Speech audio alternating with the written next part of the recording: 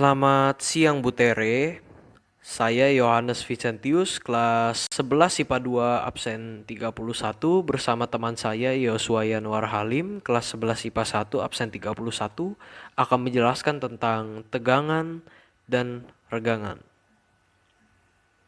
Itu kita akan bahas dulu pengertian dari tegangan dan regangan. Tegangan adalah besarnya gaya yang diberikan oleh molekul-molekul terhadap luasan penampang. Tegangan menunjukkan kekuatan gaya yang menyebabkan benda berubah bentuk. Rumus tegangan adalah F per A.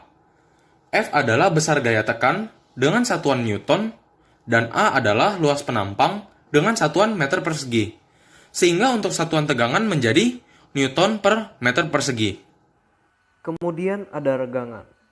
Regangan adalah pertambahan panjang suatu benda terhadap panjang semula yang disebabkan gaya luar yang mempengaruhi benda. Rumusnya yaitu delta X per X.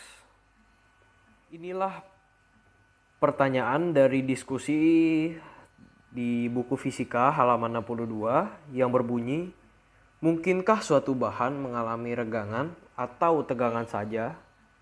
Jelaskan. Dan kemudian inilah grafiknya. Menurut saya, tidak mungkin suatu bahan mengalami regangan atau tegangan saja. Pasti mengalami kedua-duanya. Lalu jika bahan diberi gaya yang kecil, bahan tersebut tetap akan mengalami regangan. Yang disebut dengan regangan tetap. Nah, sesuai dengan grafik yang saya ambil di fisikazone.com, tegangan dan regangan ini saling berhubungan. Jika gaya yang diberikan pada bahan itu kecil, maka regangannya tidak terlalu kelihatan secara kasat mata. Bisa dilihat dalam grafik ini, regangan tetapnya itu di bawah 1%.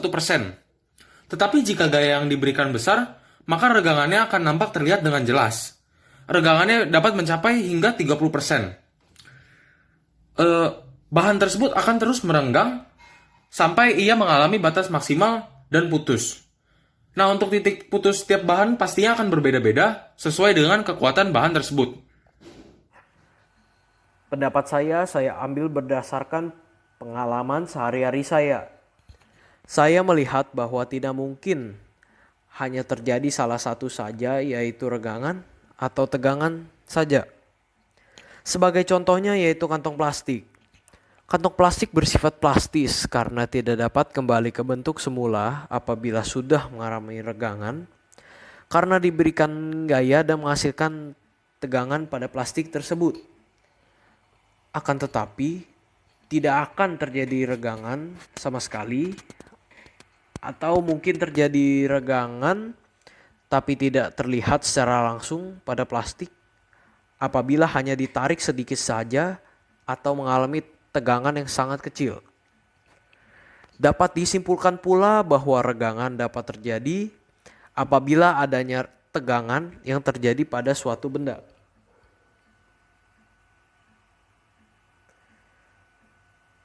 Sekian penjelasan dari kami. Terima kasih.